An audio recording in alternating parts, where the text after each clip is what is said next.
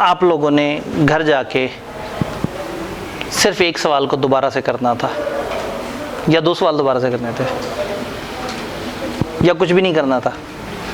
जो हमने क्लास में किया था, घर जाके जब आपने सोचा होगा तो अधूरी सी फीलिंग आई होगी कि आज हमने कुछ खाली सा लगा होगा। फिर आपको वो होगा अच्छा कौन से सवाल हुए थे, ये वाले। एक दफ़ा ज़रा दोबारा करके देखते हैं। तो किया हुआ सवाल दोबारा करने से कॉन्फिडेंस होता है, आपको पहले से पता होता है कि किस तरफ चल रहा है, लेकिन आपका हाथ चल पड़ता है, आपको वो फ्लो बनाना आ जाता है। तो आई होप कि आप लोगों ने कुछ ना कुछ उस सवाल को दोबारा से करने की कोशिश की होगी। हाइलो मेथड का मकसद क्या है? क्या मकसद है हाइलो मेथड का? ठीक है, फिक्स कॉस्ट और वेरिएबल कॉस्ट को अलग करना है। अगर सेमी वेरिएबल कॉस्ट दी हुई हो जिसमें कुछ पोर्शन फिक्स है और कुछ वेरिएबल है, तो हमें कम से कम 1-2 एक्टिविटी लेवल पता होने चाहिए ताकि फिर हम उसमें डिफरेंस वगैरह निकाल के अपने फार्मूले से वो काम कर सकें। क्या फार्मूला था वो भला? हाईएस्ट अमाउंट में से लोएस्ट अमाउंट्स माइनस कर दी, डिवाइडेड बाय हाईएस्ट यूनिट्स में से लोएस्ट यूनिट माइनस कर दिए। तो उससे हमें पता लग जाएगा कि उतनी अमाउंट का डिफरेंस वर्सेस इतने यूनिट्स का डिफरेंस, तो पर इतने इंक्रीमेंटल यूनिट्स हमें कितनी कॉस्ट पड़ी। तो उससे जो जवाब निकलेगा वो for sure variable cost per unit निकलेगा। फिर हम उसको पुट करेंगे किसी भी एक सिचुएशन में, तो हमें पता लग जाएगा कि फिक्स कॉस्ट क्या है। डर लग रहा हो तो एक आध और जगह भी पुट करके देख लेंगे कि क्या उतनी ही फिक्स कॉस्ट निकल रही है या नहीं निकल रही है। कॉस्ट और फाइनेंशियल अकाउंटिंग में कोई से 3 डिफरेंस क्या है? कल आप आए थे, कोई से 3 डिफरेंस बता दें। मैनेजमेंट इंटरनल यूज के लिए और फाइनेंशियल अकाउंटिंग बाहर की दुनिया के लिए।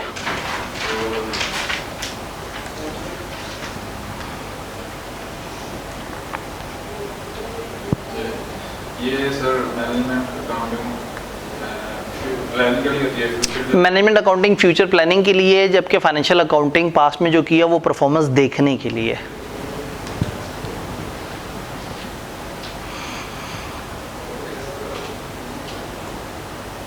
हल्का सा हिंट दे देता हूँ, स्टैंडर्ड्स।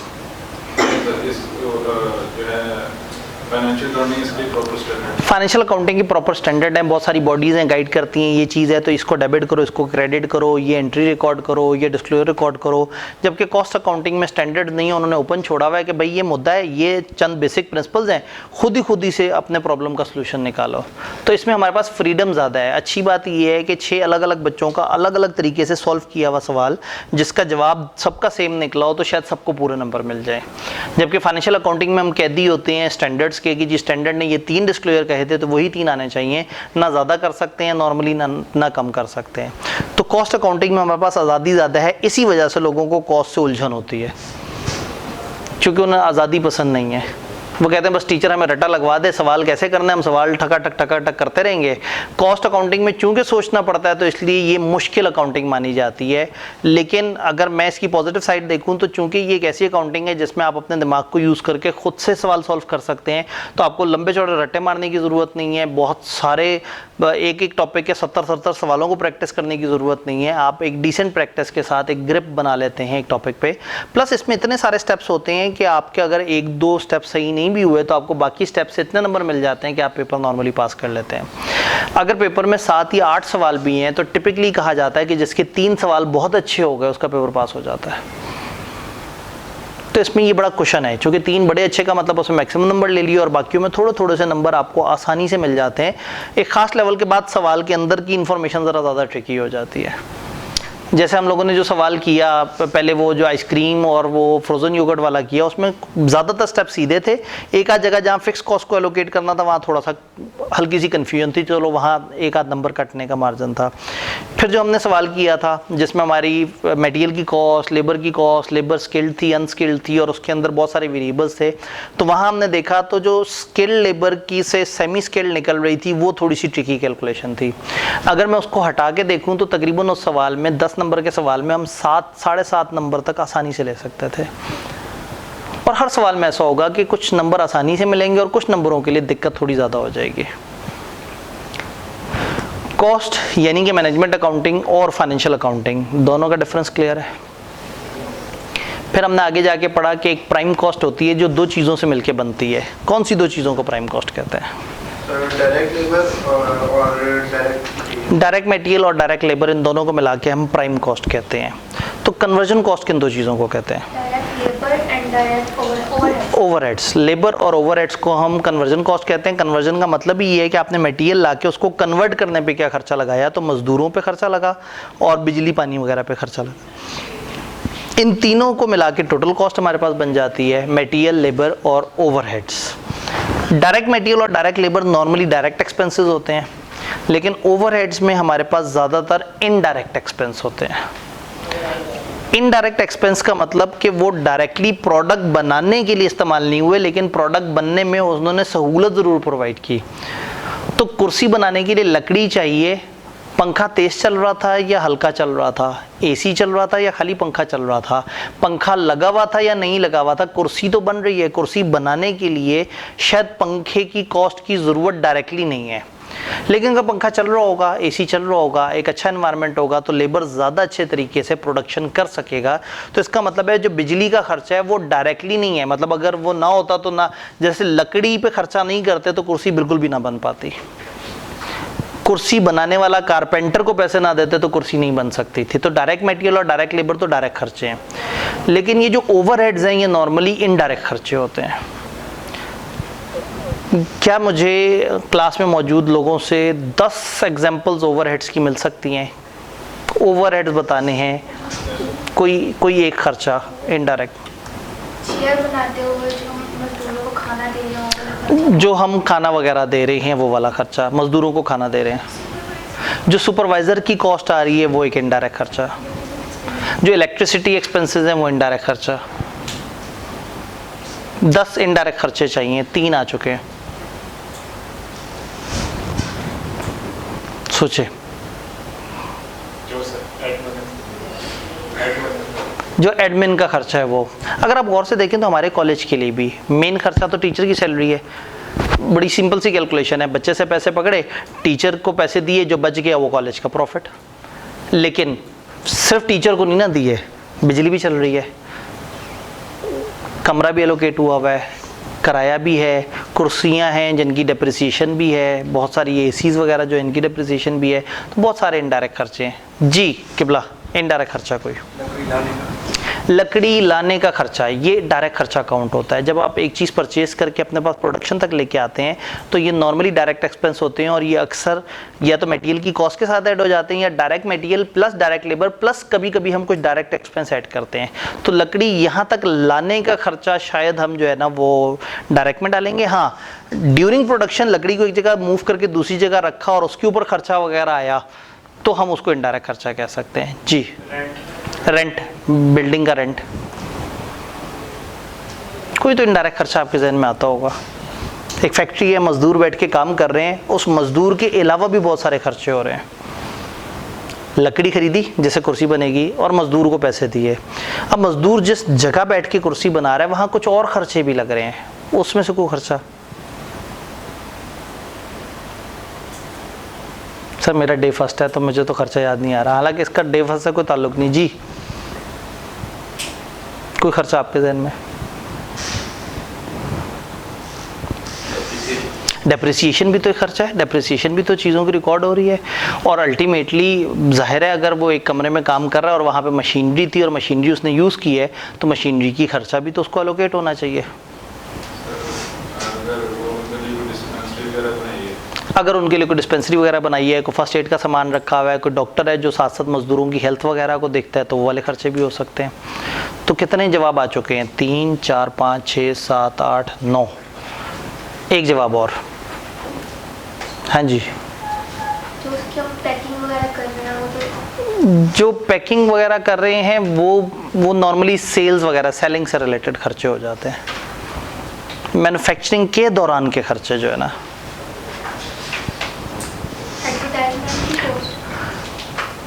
एडवर्टाइजमेंट भी चीज़ें सेल करने के लिए हेल्पफुल होंगी ना, प्रोडक्शन के वक्त के जो खर्चे हैं, मटेरियल बड़ा हुआ है सारा, तो कोई सिक्योरिटी गार्ड वगैरह, कोई सिक्योरिटी गार्ड वगैरह, उस फैक्ट्री की हिफाजत के लिए कोई सिक्योरिटी गार्ड है, और वो सिर्फ इसलिए है कि हम प्रोडक्शन कर रहे थे और हमारे पास मटेरियल पड़ा हुआ था, तो सिक्योरिटी गार्ड को देना हमें इसलिए पड़ा। हालांकि अगर वो नहीं भी होता तो कुर्सियाँ तो बनी जाती, तो इसलिए वो डायरेक्ट खर्चा नहीं है, लेकिन इनडायरेक्टली उसके होने से हमारी क्वालिटी बेहतर हो गई तो वो भी हमारा खर्चा। तो हम लोगों ने बहुत सारी तरह के ओवरहेड्स देख लिए। कोई कन्फ्यूजन, कोई परेशानी, कोई सवाल? क्या हम आगे पढ़ना शुरू कर सकते हैं? आगे पढ़ना शुरू कर सकते हैं। हम अपनी डिस्कशन करते करते अरे स्टेप फिक्स कॉस्ट पे भी तो पहुंचे थे, अचानक से नज़र आ गया। किससे पूछें? Step fix cost. भाई पे कुर्रा निकला। ये क्या होता है ये स्टेप फिक्स कॉस्ट? ये किस तरह की गंदी सी सीढ़ियाँ बनी हुई हैं, पता नहीं किसकी गंदी सी राइटिंग है। एक लेवल ऑफ आउटपुट से जब ज़्यादा आउटपुट करने लगते हैं तो उसके लिए एक्स्ट्रा फिक्स कॉस्ट है। Extra fix cost. Fix cost के बारे में टिपिकल गुमान ये होता है कि भाई 1 यूनिट हो या 1000 यूनिट हो, ये कॉस्ट तो पढ़नी ही पढ़नी है। लेकिन एक ख़ास लिमिट आती है, जैसे हमें कॉलेज में ये फेस करना पड़ा। हम लोग जब एक कैंपस को लेके चल रहे थे तो एक कैंपस जो है वो तकरीबन, हमारा अंदाज़ा ये था कि जितने कमरों में कुर्सियाँ और जितने टाइम स्लैब हैं तो हम 3000 स्टूडेंट्स को एट अ टाइम डील कर सकते थे एक सेशन में। हुआ ये कि हमारे स्टूडेंट्स 3500 हो गए। अब 3500 स्टूडेंट्स में एक तरीका ये था कि हम 500 स्टूडेंट्स को इनकार कर देते, और एक ये था कि अब चूंकि बच्चे बढ़ गए हैं तो फिर हमें एक सेकंड कैंपस लेना पड़ा जो कि इतने ही खर्चे मांगता है जितने ये कैंपस मांगता है। उसी तरह से रेंट, उसी तरह से सिक्योरिटी गार्ड, उसी तरह से सारा कुछ। तो टेक्निकली जैसे ही हम 3000 से ऊपर गए तो हमारी एक स्टेप फिक्स कॉस्ट सेट हो गई। अब हमारे पास इस बिल्डिंग में रहते हुए 50 बच्चे होते, 500 बच्चे होते, 1000 बच्चे होते, 2000 बच्चे होते या 2500 बच्चे होते, तकरीबन हमारा खर्चा बराबर था। लेकिन जैसे ही हमने खास लेवल क्रॉस किया, जब हमारी ये बिल्डिंग नाकाफ़ी हो गई तो हमें एकदम से इतना बड़ा कॉस्ट दोबारा से करनी पड़ी, और एकदम से 3000 से 3001 पे जैसे हुए तो हमारी कॉस्ट यहाँ पहुँच गई। हाँ, ये और बात है कि अब 3000 से लेके 5000 तक वो हमें कवर करती रहेगी। अब हमें मजीद उस पर कॉस्ट नहीं करनी पड़ेगी, लेकिन शायद 5000 से जब ऊपर जाएंगे तो फिर हमें एक झटका लगाना पड़ेगा, फिर हमें एक और कैंपस या इस तरह की चीज़ सोचनी पड़ेगी। तो स्टेप फिक्स कॉस्ट में ये होता है कि आपका एक ख़ास लेवल तक चीज़ें फिक्स रहती हैं। अक्सर गोदामों में ये मसला आता है कि आपके पास यूनिट्स हैं और आपने यूनिट्स उठा के गोदाम में रखने होते हैं। गोदाम की कैपेसिटी है 400 यूनिट्स की, तो आपने वहाँ 200 यूनिट्स रखे या 300 रखे, आपने गोदाम का किराया तो उतना ही देना है। लेकिन अगर आपके पास 500 यूनिट्स आ गए तो आपको 2 गोदाम लेने पड़ जाते हैं। तो 400 की जो कॉस्ट है उससे डबल हो जाती है 500 यूनिट्स की कॉस्ट, चूँकि स्टेप फिक्स कॉस्ट ऐड हो जाती है। क्या ये स्टेप फिक्स कॉस्ट का फिनोमेना सबको क्लियर है? पक्का? ये पर यूनिट कब वेरी करती है, वेरिएबल कॉस्ट कब वेरी करती है, फिक्स कब वेरी नहीं करती, क्या ये सारी कहानी समझ आ रही है? फिर हमने एंड पे हाइलो मेथड के साथ थोड़ा सा ओवरहेड्स की डिस्कशन स्टार्ट की थी। तो अब आगे चलें। अब प्रॉब्लम कहाँ आ रहा है? प्रॉब्लम ये आ रहा है कि जब मुझे पर यूनिट कॉस्ट निकालनी है ना, तो मैं वहाँ पे फंस जाता हूँ।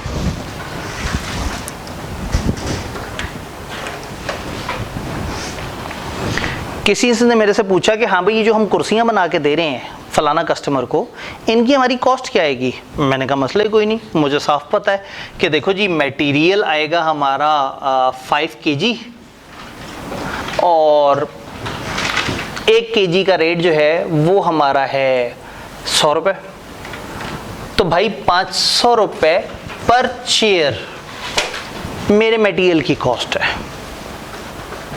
फिर लेबर, तो मैंने कहा लेबर क्या होगा, 2 घंटे इस पे एक मजदूर टाइम लगाएगा, वो लकड़ी को जगह जगह से ठोकेगा, उस कुर्सी को डिज़ाइन करेगा, टाइम लगाएगा, और ये जो लेबर है ये हमसे लेता है 150 रुपये पर आवर। तो हमें 300 रुपये चेयर पे लेबर का लग जाएगा। तो हमारी प्राइम कॉस्ट कितनी हुई भला? तो एक काम कर देते हैं, जो कस्टमर हमसे कुर्सियां बनवा रहा है उसे कहते हैं तुम 1000 रुपये दे देना फी कुर्सी, हमारे ज़बरदस्त प्रॉफिट हो जाएंगे 200 रुपये के। मेरे इस डिसीजन में कोई गड़बड़ तो नहीं?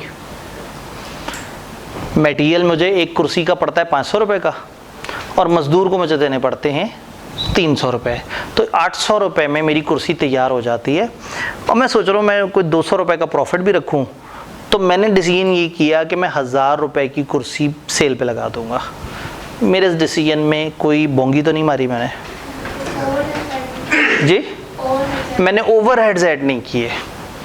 बिजली पानी भी तो लगेगी, अब इधर मैं 200 रुपए के प्रॉफिट पे तो खुशी मना रहा हूँगा, लेकिन जब मैं अंदाज़ा लगाऊंगा तो हो सकता है मैंने खर्चे इतने ज़्यादा कर दिए हों कि ये 200 रुपए कमा के मुझे लगे प्रॉफिट है, लेकिन जब मैंने अपने बिजली पानी और गैस खर्चे माइनस किए तो मैं तो लॉस में आ गया।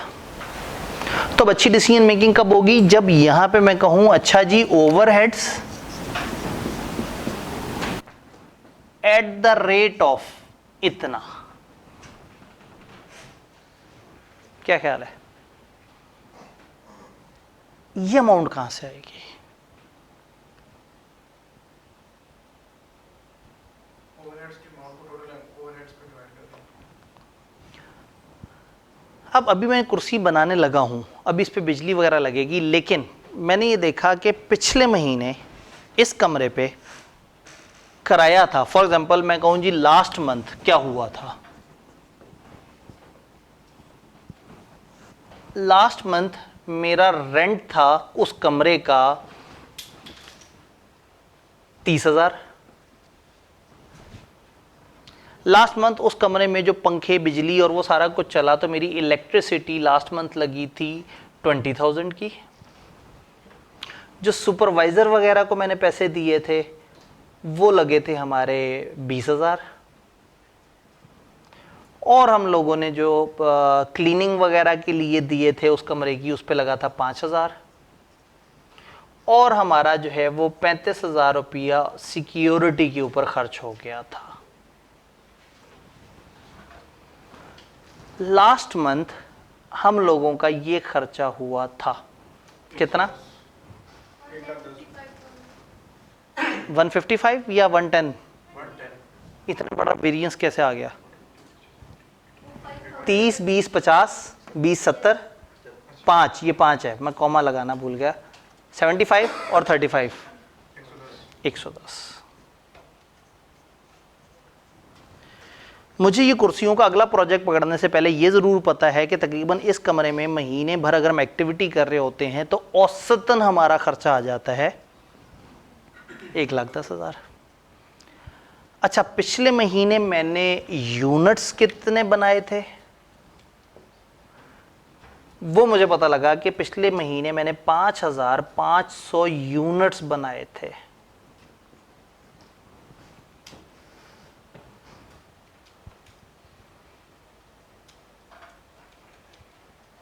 कुछ कुछ बात समझ आई?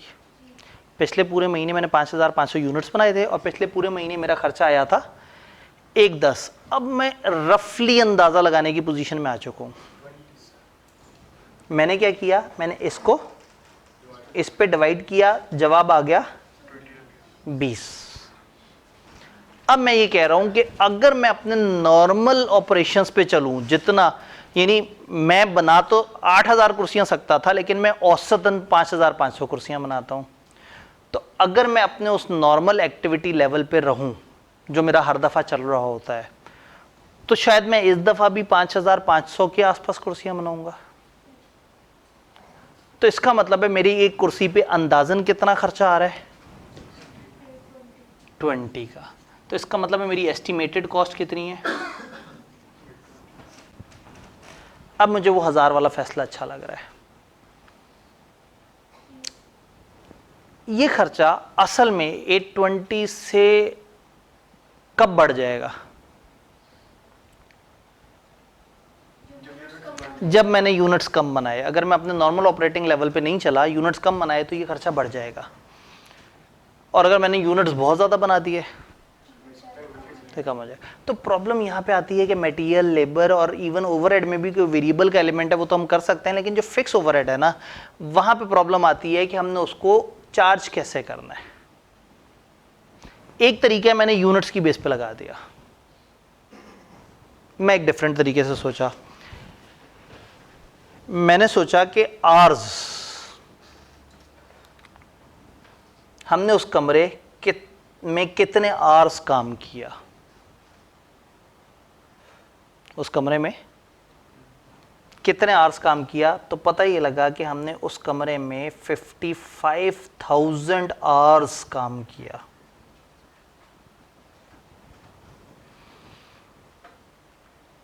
तो जब 55,000 आवर्स उस कमरे में काम किया और 55,000 आवर्स का खर्चा हमारा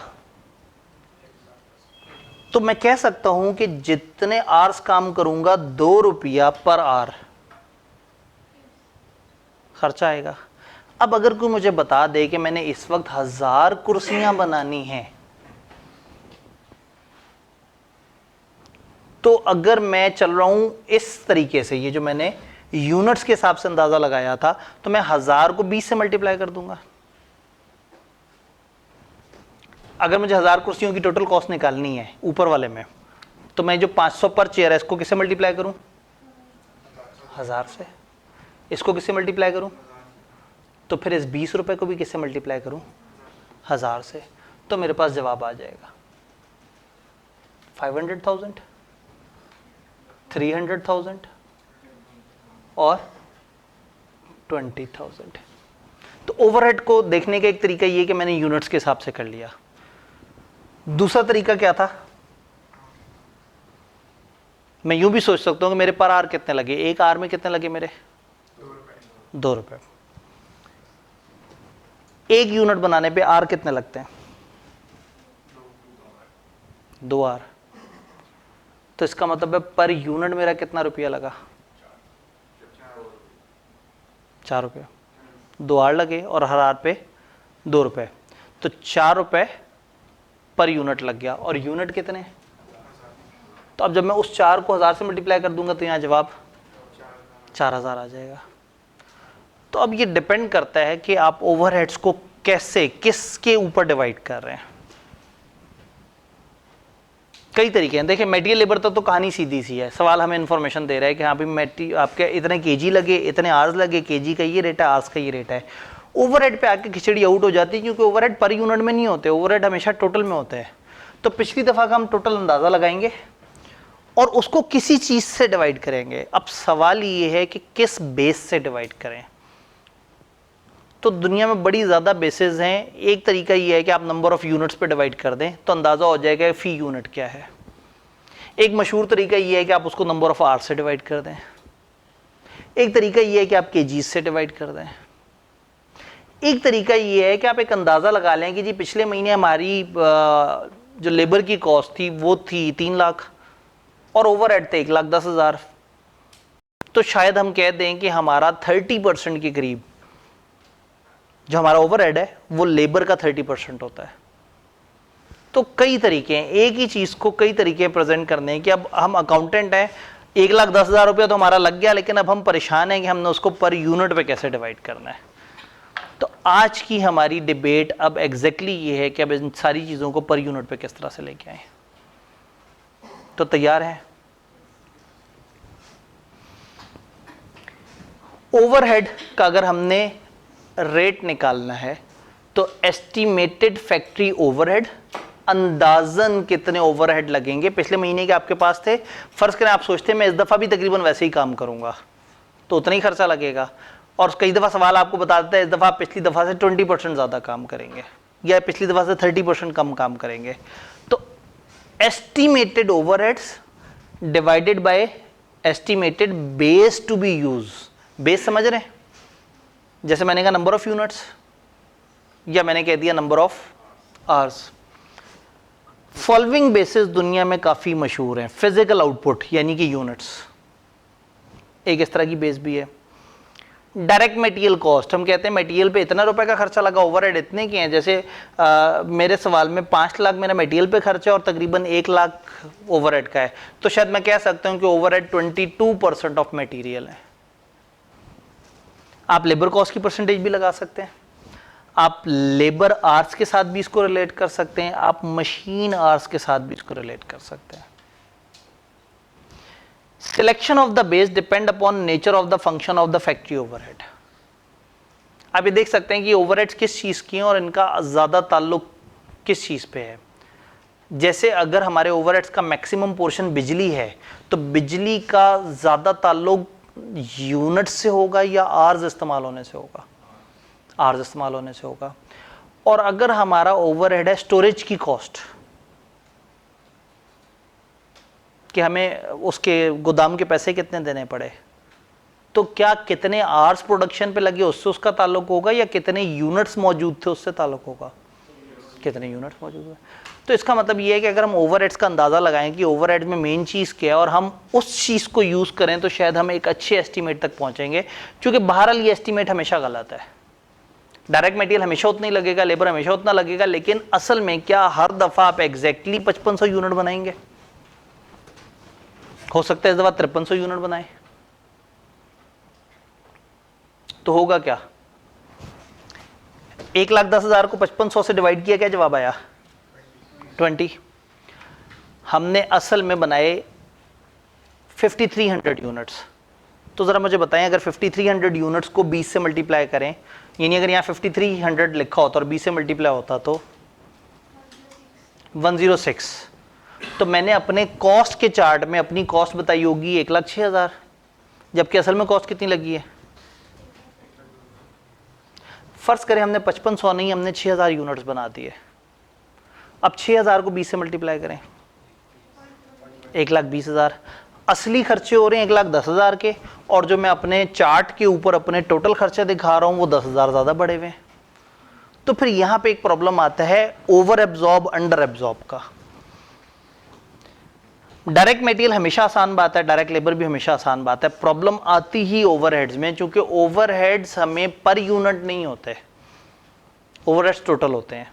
लेकिन मुझे समझने के लिए, कैलकुलेशन बनाने के लिए, क्लाइंट को कोड करने के लिए, कस्टमर को बताने के लिए, अपना अंदाज़ा लगाने के लिए उसको पर यूनिट पे लेके आना पड़ता है, जिसके लिए मुझे अंदाज़न कोई ना कोई बेस यूज़ करनी पड़ती है, जिससे मैं ये कह सकता हूँ कि मैंने अपनी कॉस्ट में से जब आपने मल्टीप्लाई किया और 1,06,000 जवाब आया, तो मैं कहूँगा मैंने 1,06,000 का खर्चा अपनी प्रोडक्ट की कॉस्ट को एब्जॉर्ब करा दिया।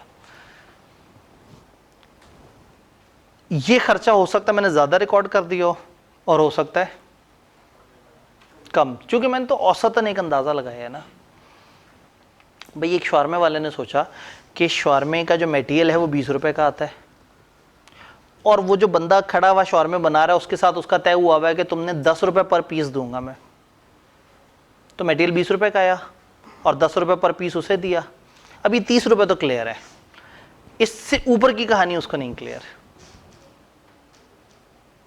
चूंकि उस दुकान पे थोड़ी सी बिजली लग रही होगी, शवारमे की मशीन पे बिजली लग रही होगी, फिर वहाँ जो लोग बैठे होंगे तो कोई एक छोटा होगा जो उनको सर्व भी कर रहा होगा, सारी चीज़ें उन सब पे खर्चा आ रहा होगा।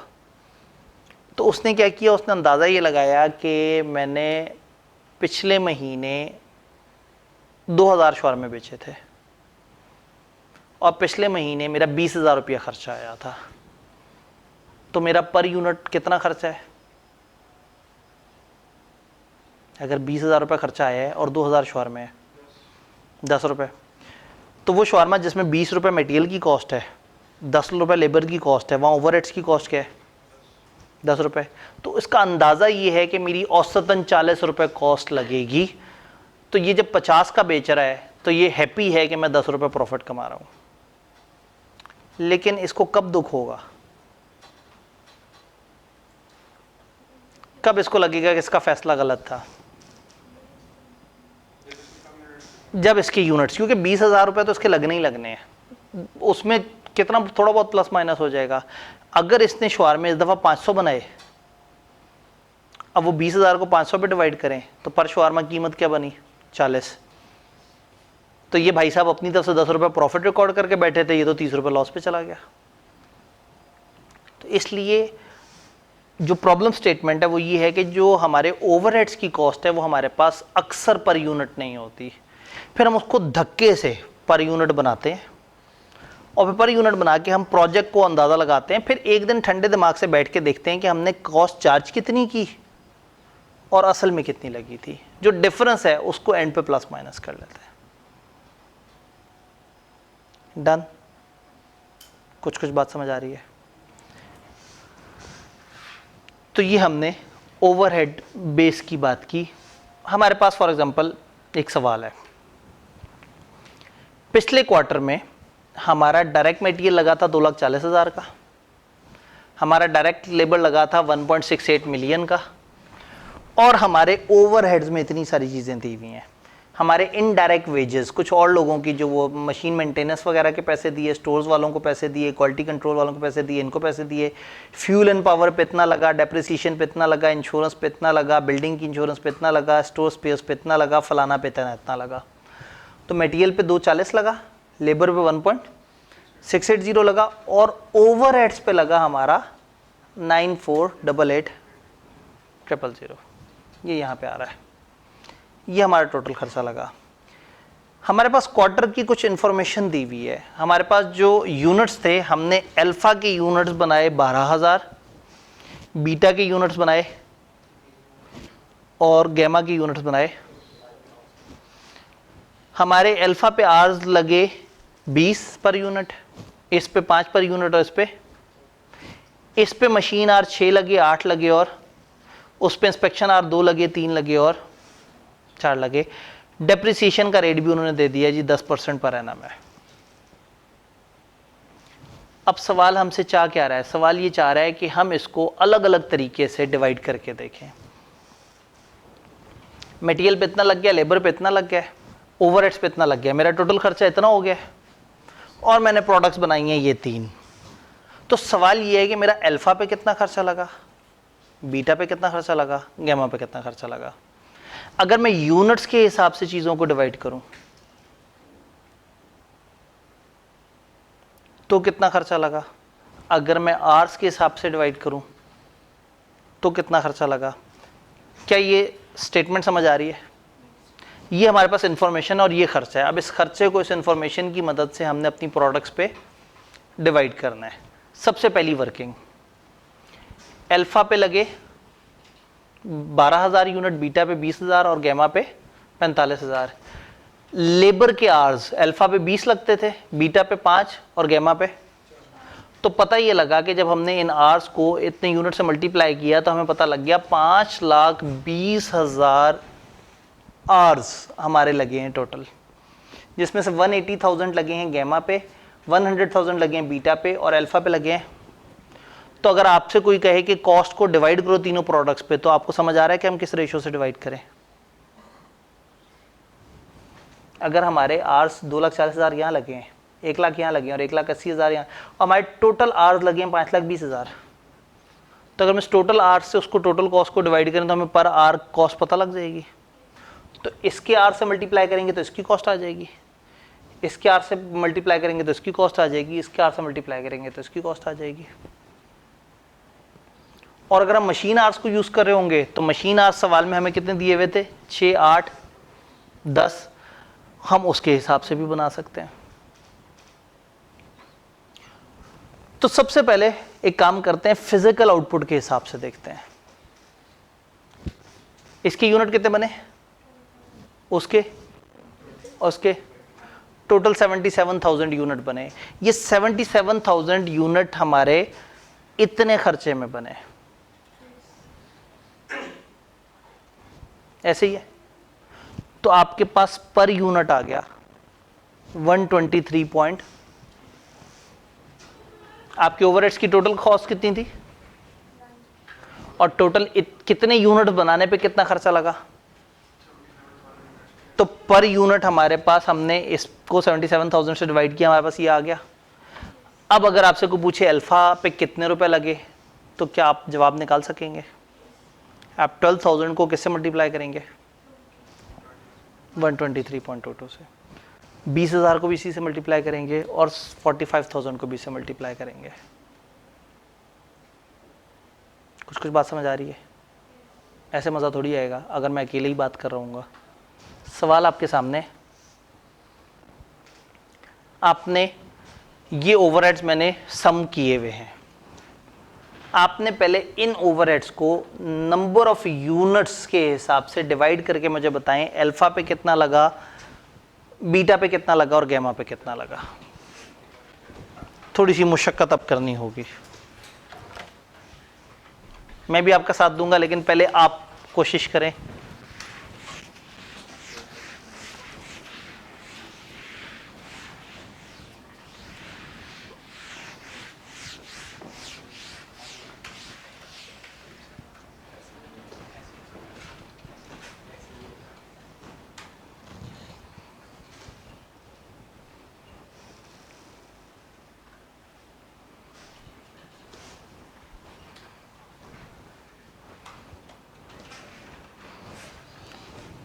और टोटल ओवरहेड्स कितने के हैं?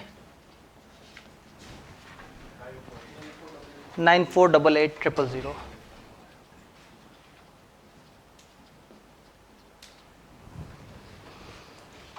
सबसे पहले इन ओवरहेड्स को यूनिट्स के हिसाब से आपने अल्फा, बीटा और गैमा पे डिवाइड करना है।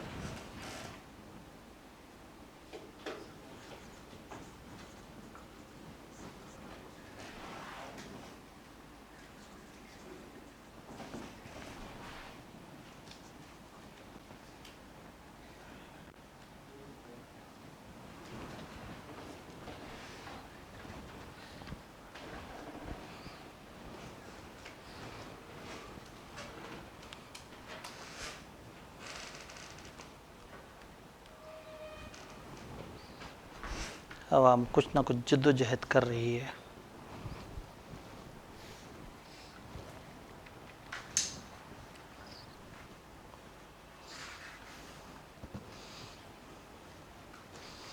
आप पहली दफ़ा कैलकुलेटर ज़्यादा चलाएंगे, फिर आपको कुछ शॉर्टकट समझ आएंगे कि ऐसे कर लें तो ज़िंदगी आसान है।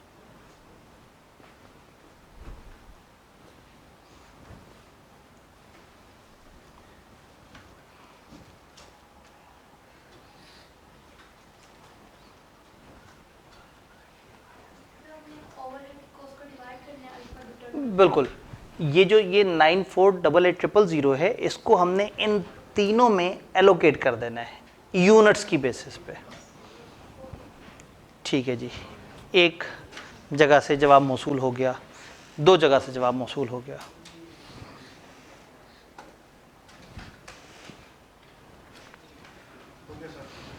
तीन चार जवाब मौसूल हो चुके हैं।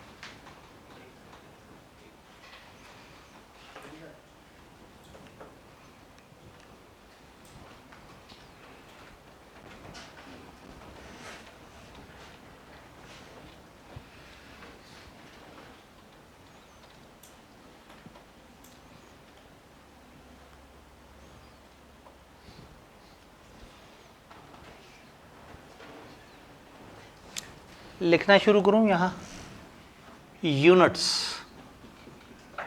अल्फा के कितने यूनिट्स से बताते हैं? 12,000। बीटा के कितने यूनिट्स से? 20,000। और गैमा के 45,000। जब हमने इनका ग्रैंड टोटल किया तो 77,000। अब हमने इन 77,000 में ये कॉस्ट इस तरह से एलोकेट करनी है। तो हुआ ये कि आपने यहां पे कहा 12,000 डिवाइडेड बाय 77,000 मल्टीप्लाई बाय 9488,000। यहां आपने क्या कहा? 20,000 divided by 77,000 multiply by 9488,000। 45,000 divided by 77,000 multiply by 9488,000। और क्या क्या जवाब निकाले? 1478,650, 246, 4415 और तीसरा 5544 935। अच्छा, इन तीनों को जरा जमा करें। आइडियली आपका ये जवाब निकलना चाहिए। अगर नहीं निकल रहा तो आपने को गड़बड़ कर दी।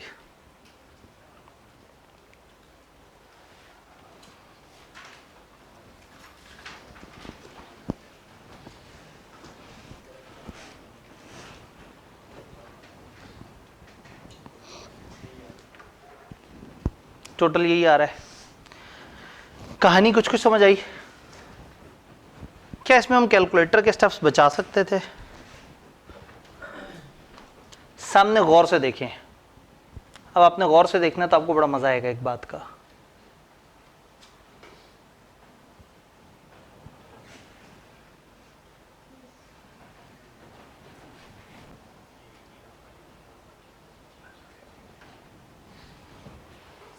हर दफा यही चीज रिपीट करनी पड़ रही है,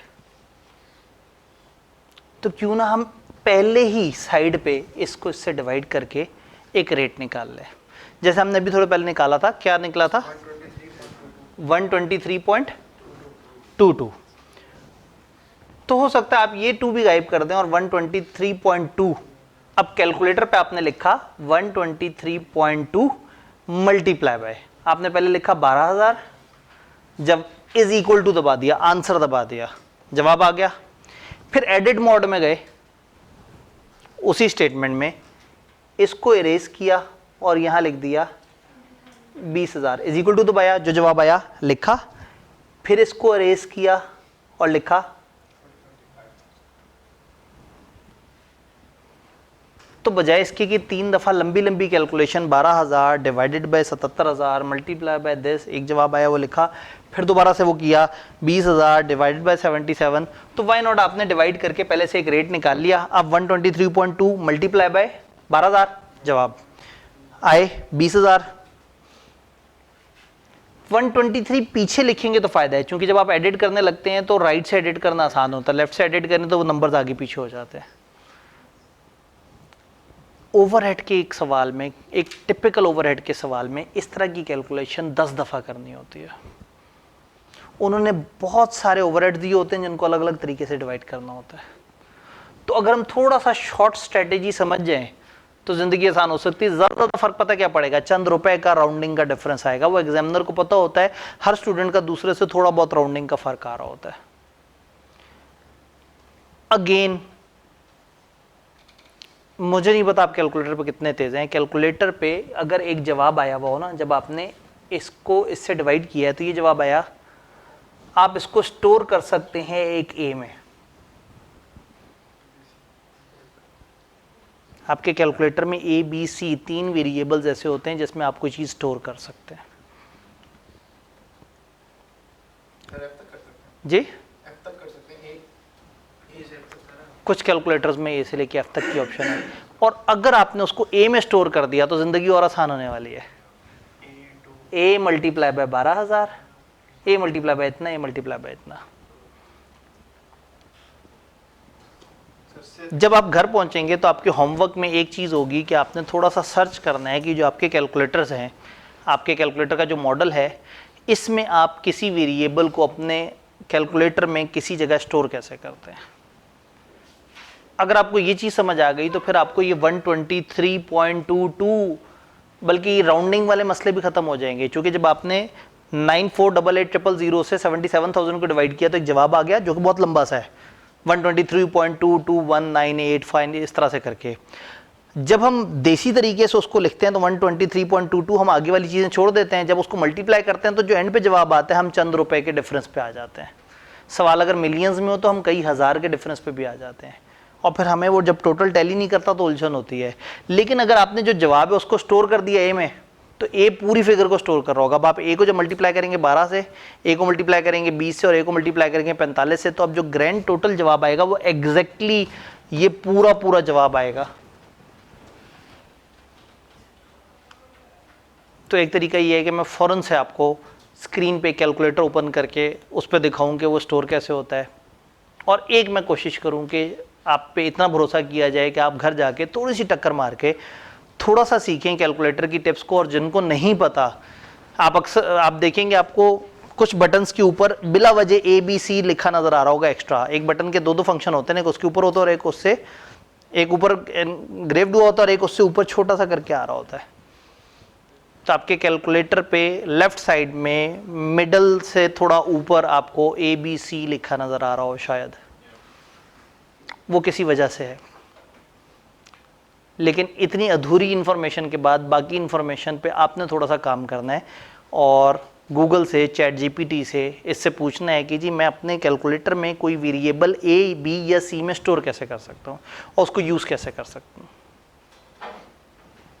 अगर आपको ये काम करना आ गया तो कई दफ़ा कॉस्ट में क्या होता है कि 2-3 ऐसी फिगर्स होती हैं, कभी ये फिगर 3 चीज़ों से मल्टीप्लाई हो रही है, कभी वो फिगर मल्टीप्लाई हो रही है। अगर आपको कैलकुलेटर से दोस्ती हो गई तो हो सकता है वो 3 फिगर शुरू में उसको सेव करा दें, बस उसके बाद सिंपली रेलेवेंट वेरिएबल को मल्टीप्लाई करें। मैं आप लोगों से कुछ ज़्यादा एक्सपेक्ट तो नहीं कर रहा। क्या इसमें थोड़ी सी तेज़ी करके हम थोड़े से टाइम बचा सकते हैं? सिर्फ यही जो हरकत हमने की है ना, हमने इस वाले स्टेप में से कम 20 सेकंड बचा लिए हैं। और अगर ये मुझे 10 दफ़ा करना था तो हमने 200 सेकंड बचा लिए हैं। 200 सेकंड 3.25 मिनट होते हैं और ये एक सवाल है। अगर मैं 8 सवालों में 3.25 मिनट बचाने में कामयाब हो गया हूँ तो मैं 25 मिनट से ज़्यादा बचाने में कामयाब हो चुका हूँ। ये छोटी छोटी सी टिप्स हैं जो कि पेपर की टाइम मैनेजमेंट को बेहतर करती हैं। याद है पहले दिन जो हमने बहस की थी कि एग्जामिनर क्या कह रहा है, बच्चे पेपर पूरा नहीं कर पा रहे, बच्चे सिलेक्टिव स्टडी, उसको लग रहा है कि सिलेक्टिव स्टडी की है इसलिए कि बच्चे ने 8 में से 6 सवाल किए हैं। उसे क्या पता कि बच्चा ज़्यादा से ज़्यादा 6 कर सकता था, उससे आगे उसकी बस हो गई थी, टाइम आउट हो गया था। तो ये छोटी छोटी सी टेक्निक्स, पहली बात है कि अपनी बेसिक मैथ बेहतर करने से बहुत सारी जगह पे अब हम वो लंबे चौड़े काम नहीं करेंगे कि पहले 20% मल्टीप्लाई किया, फिर जवाब को ऐड किया, फिर टोटल में से माइनस किया। अब हमें वो गेम समझ आ गई है, 1.2 से कम मल्टीप्लाई करना है, 0.8 से कम मल्टीप्लाई करना है, और क्वांटिटी और प्राइस को अलग अलग लेके चलने के बजाय आप ग्रैंड टोटल को भी मल्टीप्लाई करें। तो अब हम छोटे छोटे टाइम बचा चुके हैं। अब वक्त आ गया कि हम थोड़ा कैलकुलेटर पर भी ज़रा स्मार्ट होते चले जाएँ। क्या ये यूनिट्स वाली बात समझ आई? अब अगर मैं कहूं इसको आवर्स के हिसाब से खर्चे को डिवाइड करके देखते हैं। नहीं जी, hours, labour hours per unit कितने हैं जी? 20, 5 और 4 लेबर आवर पर यूनिट कितने हैं? इसके कितने कितने बताएं? 20, 5, 4 और पर यूनिट है, और यूनिट्स भी हमें पता है। तो टोटल लेबर आवर्स हमें पता है 20 इंटू 2,40,000, 5 इंटू 20 1 लाख, 4 इंटू 45 180 बनना चाहिए ना। 45 को 2 करें तो 90, 90 को 2 करें 81। कितना ग्रैंड टोटल बना जी? 520,000। अब अगेन भूल जाएं कि कभी हमने इस तरह से डिवाइड किया, तो हो सकता है सवाल कहे जरा आवर्स के बेस पे ओवरहेड्स को डिवाइड करो। ओवरहेड कितने? इस दफा हमने इनको इन आवर्स की बेस पे डिवाइड करना है। तो वो जो हमारा टिपिकल फार्मूला बनेगा वो क्या बनेगा? जो इस तरह का फार्मूला था, क्या लिखना चाहिए हमें? 240,000 डिवाइडेड बाय 520,000 मल्टीप्लाई बाय कितना? 948800। तो इधर हम क्या करेंगे? 100,000। ये अब लंबा तरीका है लेकिन शुरू में समझाने के लिए ताकि इजीली समझ आ जाए। 5 बेसिकली हम देख रहे हैं कि 2,40,000 इसका कितने परसेंट है, और उतने परसेंट का ये खर्चा इधर मल्टीप्लाई हो जाएगा।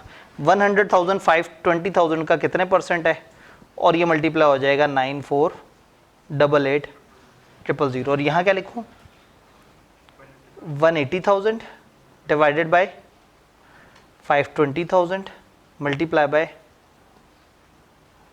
88,000। और मुझे ये मत बताइएगा कि आप 180,000 पूरा लिख के 520,000 पूरा लिख के डिवाइड कर रहे हैं। अगर मैं आपको कुछ ना कुछ सुधार सका हूं तो शायद आप 180 से 520 को डिवाइड कर रहे हो। ऊपर भी 000 नीचे भी 000 है, तो क्यों इतनी जहमत देनी कैलकुलेटर को? उधर भी 3 0 गायब कर दें, इधर भी 180 से 520 डिवाइड कर दें, 100 से 520 डिवाइड कर दें, 240 से 520 डिवाइड कर दें। और दूसरा शॉर्ट तरीका क्या है कि आप एक दफ़ा 948800 को 520,000 से डिवाइड करके एक पर यूनिट पर आर निकाल लें, और बस फिर उसको आपने मल्टीप्लाई कर देना है। जी, जवाब निकालें और मुझे बताने की कोशिश करें।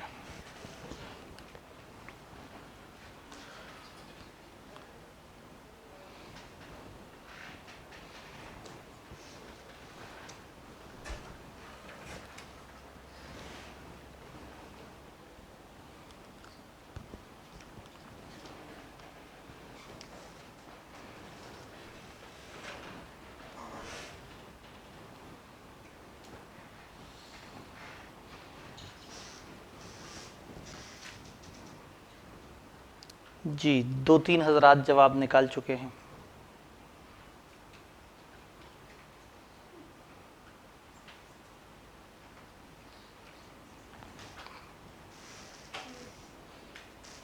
हाँ जी,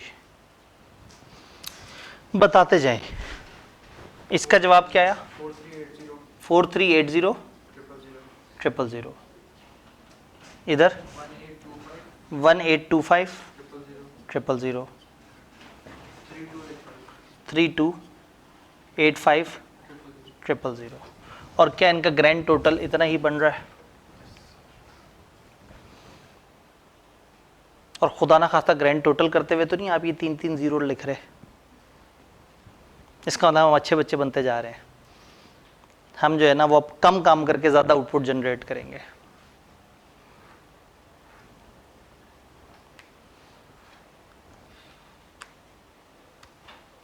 क्या मैं तीसरी इंफॉर्मेशन से आपको डाटा खुद निकालने का कह सकता हूँ? फर्स्ट करें इस दफ़ा मशीन आवर्स की बेस पे करना हो। ये दिए हुए machine hours per unit, total नहीं दिए हुए, पर यूनिट दिए हुए हैं और यूनिट्स आपके पास ऑलरेडी आ रहे हैं। तो ज़रा इन्हीं खर्चों को मशीन आवर्स के हिसाब से डिवाइड करें ताकि मुझे भी खुशी महसूस हो।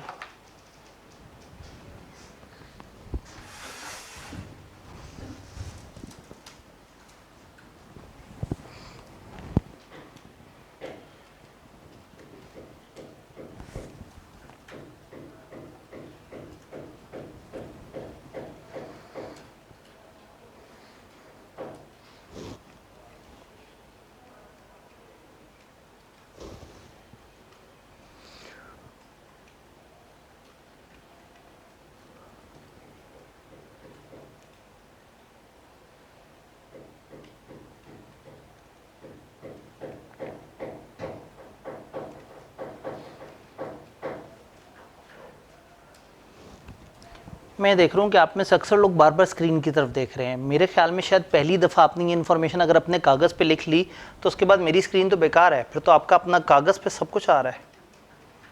हाँ, हो सकता है आप शायद कागज़ पहले मेरे साथ बना नहीं रहे थे वो वाला, तो साथ साथ बनाते रहा करें, उससे खुद को अच्छा अच्छा सा फील होता है।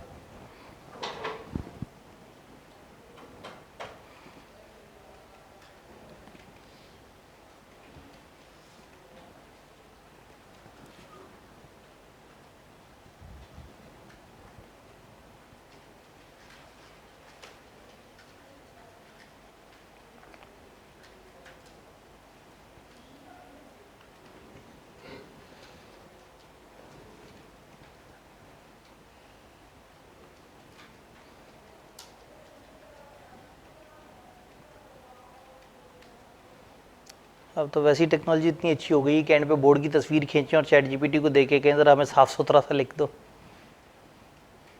मेरी जैसी गंदी राइटिंग तक समझ जाता है वो।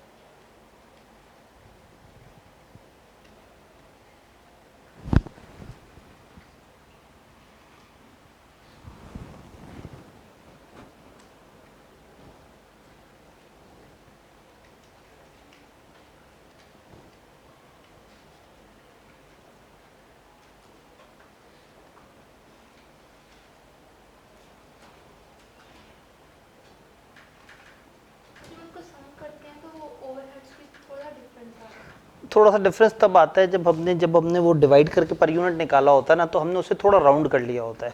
जब थोड़ा सा राउंड कर लेते हैं तो ज़ाहिर है वो मल्टीप्लाई होकर दोबारा वहाँ तक नहीं पहुँचता। तो अगर फिगर मिलियन में है तो चंद 100 का डिफरेंस या 1-2 हज़ार तक का भी डिफरेंस चल जाता है। और सब टाइम क्या होता है हम पेपर में वैसे ही राउंड करके रुपीज़ इन 1000 लिख रहे होते हैं तो वो नेग्लेजिबल होता है। 1380 कितना? 1380 का डिफरेंस, हाँ ठीक है, मतलब मिलियन में फिगर में इतना ओके है। और अगर वो ए स्टोर करने वाला ऑप्शन आ जाए तो फिर बिल्कुल ही डिफरेंस ख़त्म हो जाए। जो आप लोगों ने घर जाके तहकीक करनी है कि वो क्या तरीका है।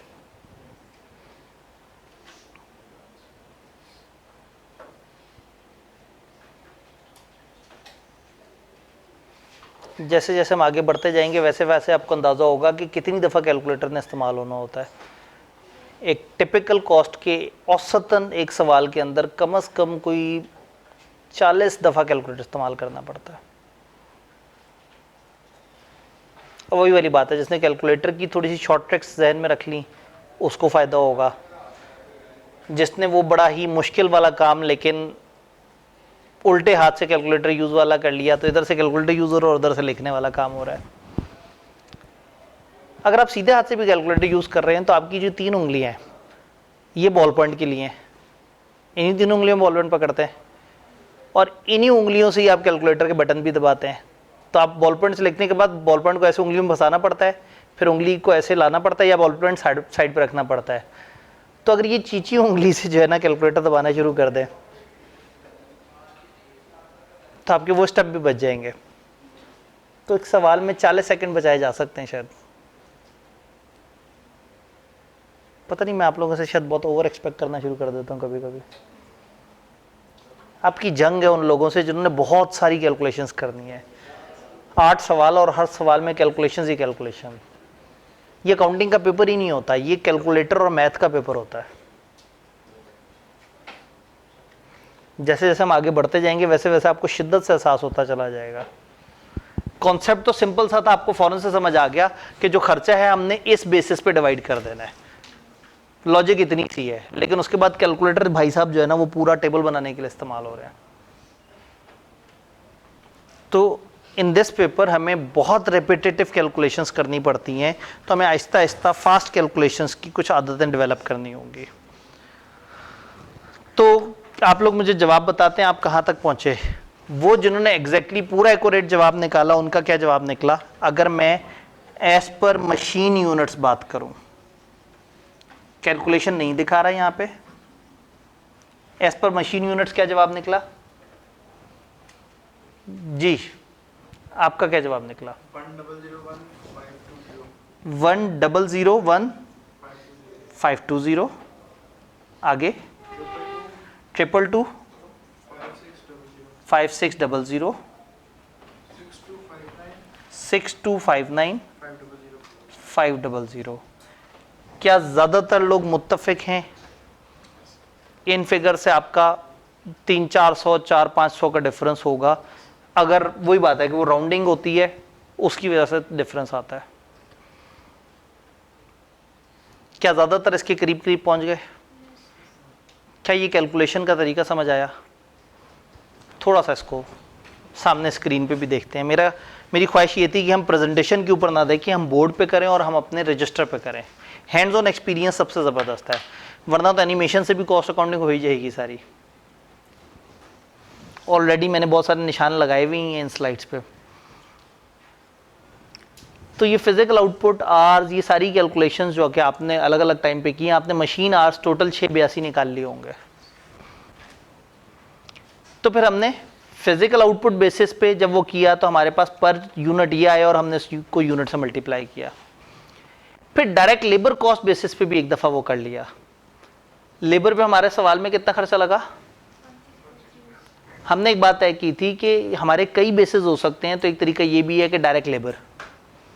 तो मैंने समझाने के लिए डायरेक्ट लेबर की बेसिस पे भी कर लिया। तो डायरेक्ट लेबर पे क्या होता है, आप परसेंटेज देख रहे होते हैं। तो लेबर है हमारा 1680 और ओवरहेड है 9488। तो हमने यह अंदाज़ा लगाया कि ओवरहेड डिवाइडेड बाय दिस, तो तकरीबन हमारा जितना भी वो होगा लेबर वो की कॉस्ट लगेगी उसका 564% जो है वो ओवरहेड होगा। तो ये कोई बहुत मज़े की बेस नहीं होती, इससे अजीब सही जवाब आ रहा होता है। इसी तरह से तीसरी बेस डायरेक्ट लेबर आवर्स की बेस, तो हमारे पास पर लेबर आवर ये रेट निकला था और जब मशीन आर बेसिस की बात की तो तकरीबन इस तरह से रेट निकला था। फिर हम तकरीबन इस तरह से एलोकेशन कर रहे थे कि फिजिकल यूनिट जो है 12,000 20,000 और ये और 123.22 से मल्टीप्लाई करके ये जवाब आए। जब हमने डायरेक्ट लेबर आवर्स की बेस पे मल्टीप्लाई किया तो तकरीबन इस तरह से जवाब आए। हमने वहाँ निकाले और इसमें हल्का हल्का सा फ़र्क होगा। और इसी तरह से हमने मशीन आर की बेस पे जब किया तो कुछ इस तरह से जवाब आए, जो कि थोड़े थोड़े से डिफरेंस पे होते हैं इस वजह से। फिर ये एक मशीनी जवाब जो कि सवाल का बना हुआ है। क्या यहाँ तक की कहानी समझ आ रही है? सबको समझ आ रही है? अगर मैं कहूँगी जो हमने कैलकुलेशन की है ये आई कैप के एक सवाल के बीच का पोर्शन था तो अच्छा सा फील होगा। पक्की बात है। आगे चलते हैं। कहानी इसके बाद अगले लेवल में दाखिल होती है, जिसके ऊपर प्रैक्टिस हमने आज नहीं करनी है, हमने इंशाल्लाह कल करनी है, लेकिन थोड़ा समझना ज़रूरी है। एक तरीका ये है कि हम सारे ओवरहेड्स को उठा के एक सिंगल तरीके से डिवाइड कर लें। मेरे ओवरहेड्स कितने लगे हैं और मैंने क्या किया, मैंने जितने यूनिट्स थे अल्फा बीटा और गैमा उसके हिसाब से चार्ज कर दिया, ये एज्यूम करते हुए कि तकरीबन जितने यूनिट्स बनेंगे उतने ही % आपका ओवरहेड लगेगा। मैंने एक रेट निकाला वो जो 123.22 था और उससे सबको मल्टीप्लाई कर डाला। इधर एक रेट निकाला था यूनिट्स वो पर आर का, उसको सबसे मल्टीप्लाई कर दिया। इधर एक रेट निकाला, उसको सबसे मल्टीप्लाई कर दिया। तो ओवरहेड्स को एलोकेट करने का एक सबसे आसान देसी तरीका है कि आप एक सीधा सा रेट निकाल लें और उसकी बेस पे एलोकेट कर दें, लेकिन ये बहुत एक्यूरेट तरीका नहीं है, अच्छा तरीका नहीं है। क्योंकि अगर खर्चों में बिजली का खर्चा है तो शायद वो तो आवर्स के हिसाब से होना चाहिए, और अगर स्टोरेज कॉस्ट का खर्चा है वो यूनिट्स के हिसाब से होना चाहिए। तो जो डेप्रिसिएशन का खर्चा है वो मशीन आवर्स के बेस पे होना चाहिए। तो बजाय इसके कि मैं ग्रैंड टोटल 948800 को उठा के इकट्ठे एक रेट से मल्टीप्लाई करके और सब पे एलोकेट कर दूं, ज़्यादा एक्यूरेट तरीका ये है कि मैं ओवरहेड्स को देखूं कि उनकी नेचर क्या है। इलेक्ट्रिसिटी किस तरीके से डिवाइड होनी चाहिए, फलाना किस तरीके से डिवाइड होना चाहिए। तो ये दो मशहूर तरीके हैं। एक तरीका ये है कि आप एक सिंगल रेट निकाल लें, एक स्टैंडर्ड कॉस्ट निकाल लें और आप उससे चीज़ों को लेके चल लें। तो ये बड़ा कम्प्लेक्स सा मेथड है कि आपने सबको उठा के एक जगह पे वो करके और सारों को एक जैसे रेट पे लगा दिया। दूसरा तरीका क्या है, आप डिफरेंट रेट डिफरेंट कॉस्ट के लिए लगा दें। फॉर एग्जांपल इलेक्ट्रिसिटी के लिए आप नंबर ऑफ यूनिट्स को बेस बना लें। रेंट के लिए अगर वो आपको बता दें कि जी 4 कमरों में प्रोडक्शन हो रही है, अल्फ़ा रूम नंबर 1 में प्रोड्यूस होता है, ये कमरा 200 स्क्वायर मीटर का है, बीटा प्रोड्यूस होता है रूम बी में, ये 1000 मीटर का कमरा है। अब जाहिर है जो रेंट होगा बिल्डिंग का, बड़े कमरे को ज़्यादा रेंट एलोकेट होगा और छोटे कमरे को, तो फिर हम रेंट को शायद फ्लोर स्पेस की बेस पे डिवाइड कर रहे हो, तो शायद मशीन की मेंटेनेंस को आवर्स के ऊपर देख रहे हो, डेप्रिसिएशन को या वैल्यू ऑफ एसेट्स पे डील कर रहे हो या आवर्स पे डील कर रहे हो। तो यहाँ हमारे पास एक नई तरह की कॉस्टिंग आ जाती है, उसको हम कहते हैं एक्टिविटी बेस कॉस्टिंग। ये जो आपने एक दफ़ा कैलकुलेशन की है, ये सवाल में हम 6-7 दफ़ा कर रहे होंगे, बजाय इसके कि पूरा 948800 हो। एक खर्चा आएगा बिजली का, यहाँ हम लिखेंगे बिजली का खर्चा, फिर हम आगे लिखेंगे कि ये किस हिसाब से डिवाइड होना चाहिए, आवर्स के हिसाब से, यूनिट्स के हिसाब से, या और जैसे डिवाइड होना चाहिए आगे उस तरीके से डिवाइड करके हम कहेंगे लो जी मुबारक को, हमने बिजली का खर्चा तीनों तरह की प्रोडक्ट्स में डिवाइड कर दिया। फिर हम यहाँ लिखेंगे रेंट का खर्चा, फिर देखेंगे रेंट किस तरह से डिवाइड होता है, रेंट को उस तरह से डिवाइड कर देंगे, फिर अगला खर्चा लिखेंगे। तो टिपिकल ओवरहेड्स का सवाल आपसे एक्सपेक्ट करता है कि ये 10 तरह के खर्चे हैं और ये 4-5 तरह की इंफॉर्मेशन है। अब आप इन खर्चों को इन प्रोडक्ट्स पे डिवाइड करें। तो फिर हमने क्या करना होता है, हमने अंदाज़ा लगाना होता है कि कौन सा खर्चा कौन सी तरह की बेस पे होगा, और फिर हमने हर खर्चे को उस तरह से डिवाइड करना होता है। रेंट पे एक ग्रैंड टोटल अमाउंट आ जाती है कि हमारे हर प्रोडक्ट के ऊपर इतना इतना खर्चा लगा। पागल है कॉस्ट अकाउंटिंग वाले, लग गया खर्चा, ख़त्म हो गई है कहानी? नहीं, हमें अंदाज़ा लगना चाहिए कि हमारी एक उस पर कितनी कॉस्ट लगी।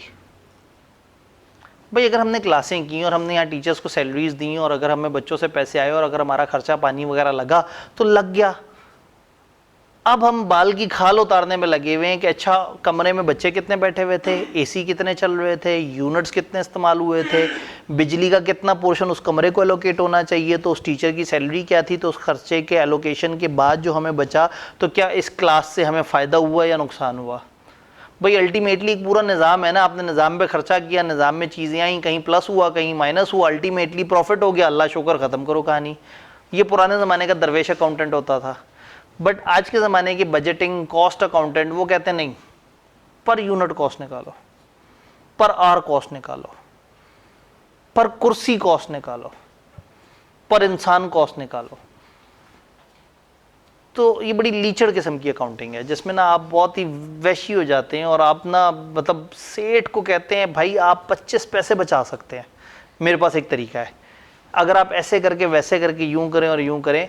बहरहाल जहां बात करोड़ों रुपए की हो रही होती है तो वहां अगर एक प्रोडक्ट की 2 रुपया पर यूनिट कॉस्ट भी बच गई, for example Pepsi,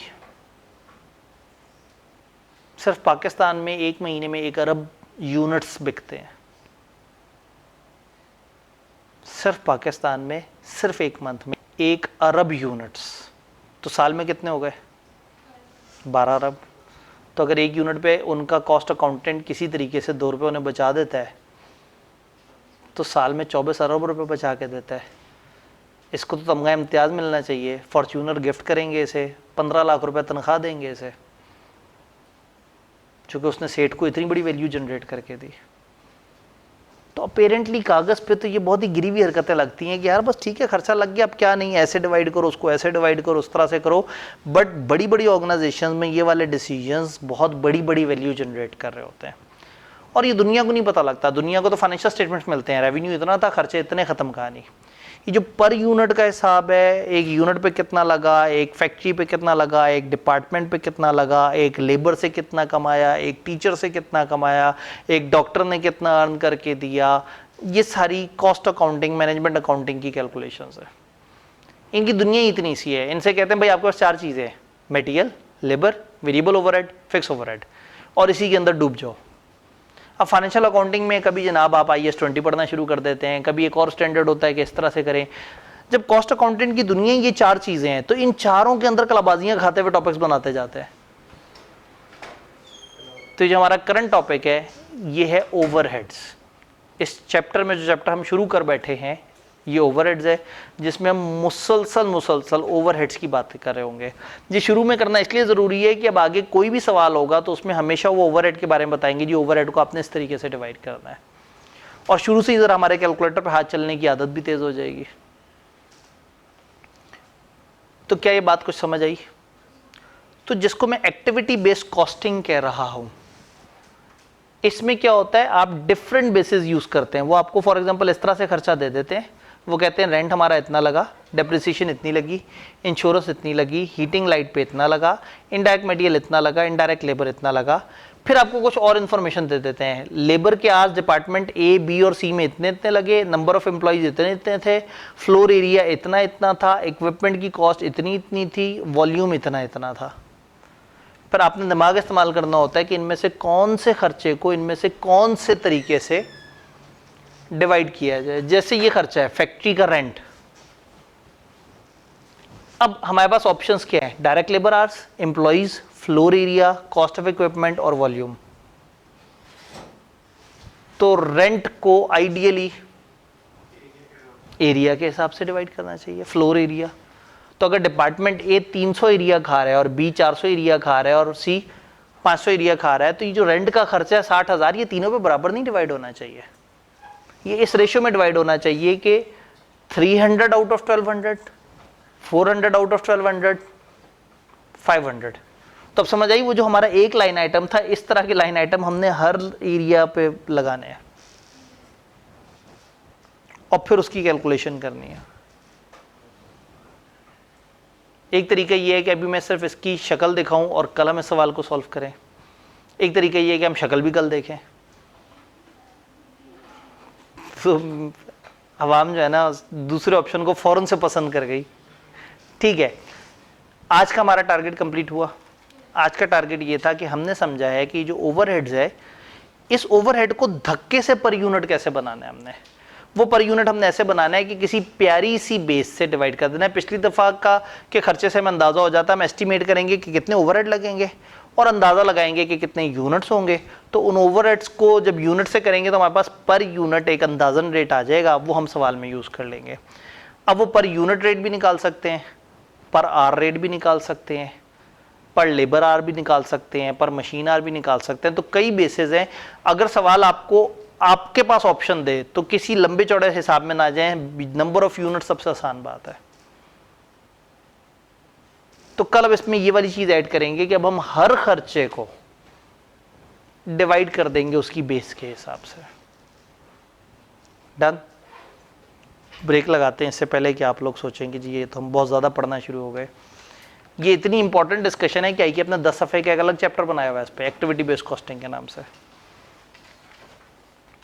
activity based costing का मतलब है कि आप जो कॉस्ट है उसको एक्टिविटी के हिसाब से डिवाइड करें। कैसे होता है कल इस पर डिटेल से बात करेंगे।